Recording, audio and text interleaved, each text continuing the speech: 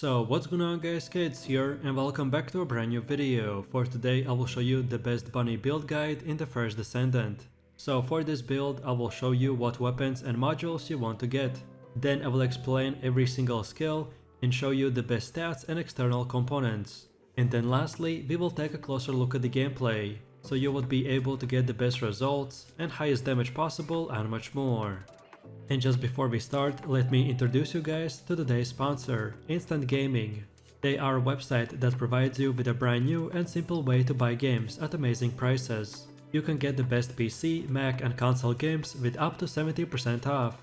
Instant Gaming makes it very easy to save while purchasing games within a single site. Just choose the game you want to play. For example, I want to buy the new Elden Ring Shadow of the Erdtree DLC. So we just click on Add to Cart, then click Pay. Then we input our details, and then when the payment is complete, we will receive the game's activation key. And finally, we just simply go to the Steam and copy and paste the key in, and it's that simple. We just saved 9 euros and this was only 23% off. There are plenty of other offers that go even up to 70%. So what are you waiting for? Check out Instant Gaming by clicking my link in the description box, and let's get right back into the video. So then let's move over to the bunny build. This character is a nuker who sprints while discharging electricity. The more she runs, the greater the electrical energy she accumulates. Bunny specializes in dealing electrical lightning damage to enemies, particularly in an AoE. Bunny can get very high DPS output by hitting a large number of enemies. Your skills will cost electricity, so if you run out of it, then some skills will be unusable until you regenerate more. Bunny can generate electricity by moving quickly, particularly by using the lightning speed skill. So for this build I recommend to use the lightning speed skill as much as possible to maximize your electricity generation. That means that you should never stand still, so always move even if you're aiming with your weapon. In general, this build will work by stacking several skill damage bonuses on top of each other to gain very high AoE damage. Some of the bunny skills will apply the electrocute debuff to the enemies.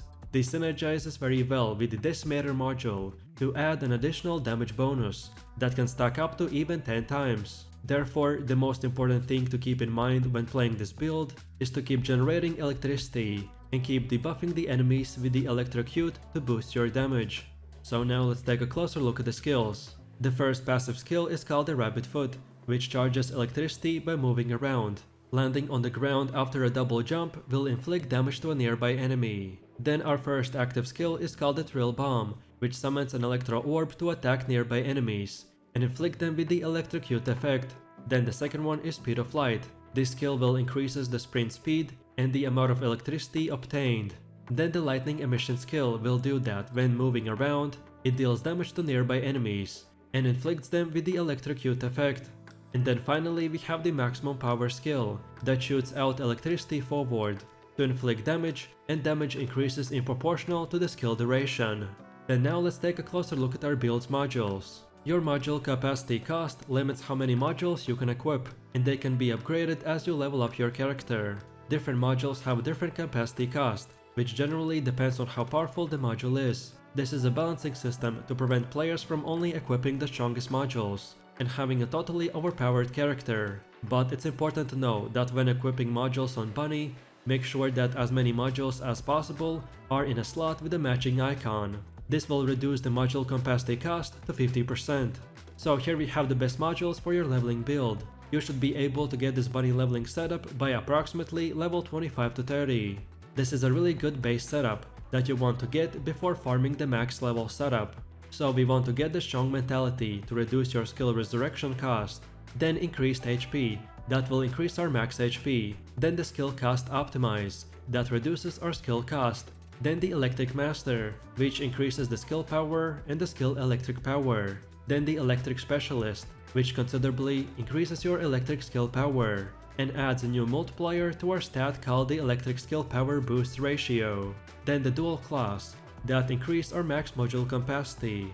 Then the skill expansion, which increases your skill effect range for valid skills. Then the nimble fingers, that reduces your skill cooldown. And finally the increased defensives, which will increase our defensive stats. And after that is done, Now we are ready for our max level module setup, and this will require 4 crystallization catalyst resets. So then for the endgame build, I recommend to use the strong mentality, which will reduce your skill resurrection cost. Then the increased HP, which of course increases your max health. Then the skill cost optimize, that reduces the skill cost. Then the electric master, which increases your skill power and skill electric power. Then the electric specialist, which considerably increases your electric skill power. Then the shock punch, which increases your max module capacity. Then the skill expansion, which increases your skill effect range for valid skills. Then the nimble fingers, that reduces your skill cooldown.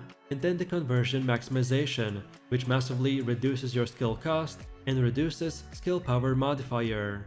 Then increased defensives, which increases the defensive stat. And finally the electric sanctium, which adds electric skill boost ratio bonus.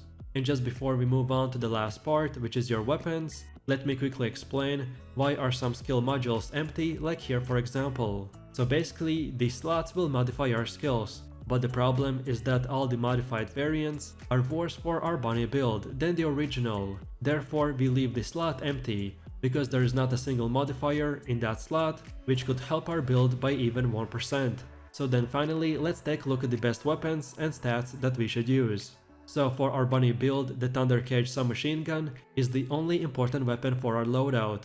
The Thunder Cage submachine gun is the ultimate weapon. This firearm emits an electric shockwave that creates the appearance of a thunder being directed at the enemy. When defeating an enemy, the defeated enemy has a set chance to discharge electricity shockwave that deals additional damage to nearby enemies. This is a high DPS weapon with a quick fire rate, which suits our build the best. And then for our weapon mods, here are the best ones, like the Hawkeye, Reload Concentration, Rifling Reinforcement, Concentrate Support Ammo, Electric Conductor, Action and Reaction, Marksman, Weak Point Control, Weak Point Sight and Fire Rate Up. And then last but not the least, we need to quickly look into the best reactor stats. So your reactor is a very important item that determines your skill damage and can also include extra modifiers that buff certain aspects of your build. The better your reactor is, the more damage your skills will deal to enemies. I recommend prioritizing using reactor with a high skill power and sub-attack power.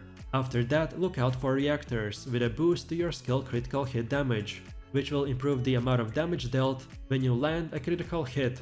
And finally, we have the external components. With your external components, you will be somewhat subject to RNG, at least until you've played the game for long enough to find basically every possible combination with good stat rolls. So for the bunny build, I recommend prioritizing max HP, HP recovery and defense.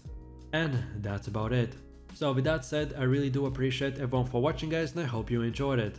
If you have any questions or suggestions for the next video, then feel free to leave your comments in the comment section down below.